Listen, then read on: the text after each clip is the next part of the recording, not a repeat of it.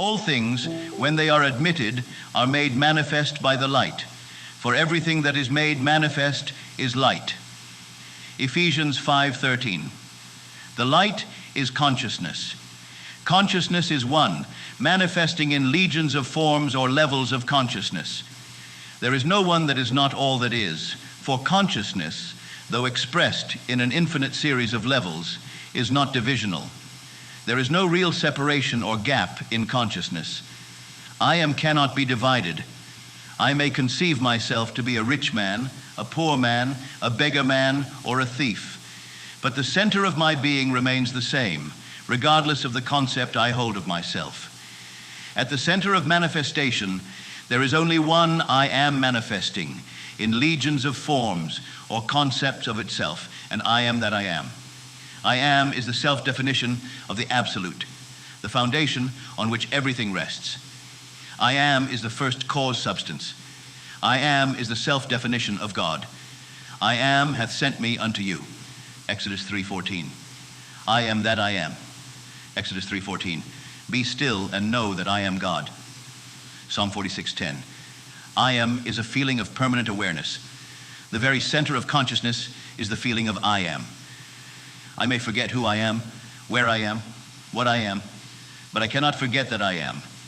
The awareness of being remains, regardless of the degree of forgetfulness of who, where, and what I am. I am is that which, amid unnumbered forms, is ever the same. This great discovery of cause reveals that, good or bad, man is actually the arbiter of his own fate, and that it is his concept of himself that determines the world in which he lives, and his concept of himself is his reactions to life. In other words, if you are experiencing ill health, knowing the truth about cause, you cannot attribute the illness to anything other than to the particular arrangement of the basic cause substance, an arrangement which was produced by your reactions to life and is defined by your concept, I am unwell. This is why you are told, let the weak man say, I am strong. Joel 3:10. For by his assumption, the cause substance, I am, is rearranged and must therefore manifest that which its rearrangement affirms. This principle governs every aspect of your life, be it social, financial, intellectual, or spiritual. I am is that reality to which, whatever happens, we must turn for an explanation of the phenomena of life. It is I am's concept of itself that determines the form and scenery of its existence. Everything depends upon its attitude towards itself. That which it will not affirm as true of itself cannot awaken in its world.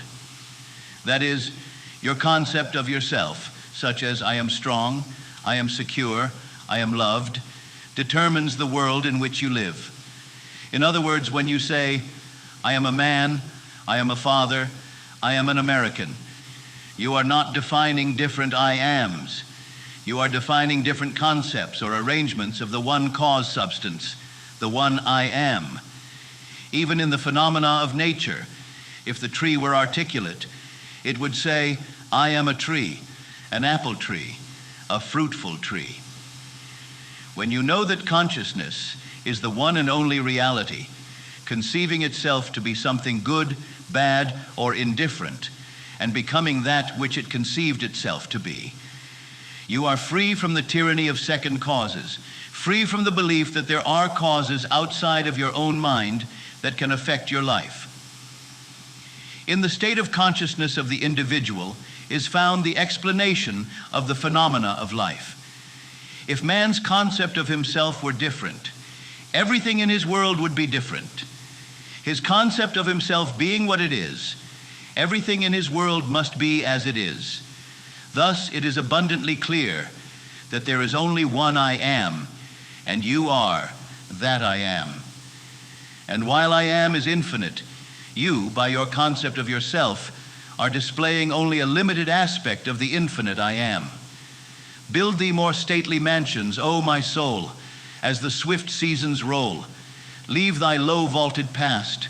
Let each new temple, nobler than the last, shut thee from heaven with a dome more vast.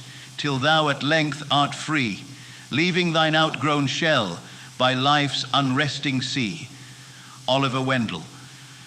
Holmes, Senior. The Chambered Nautilus,